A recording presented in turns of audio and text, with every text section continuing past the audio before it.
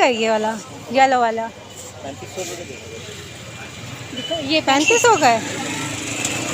और ये मैरून वाला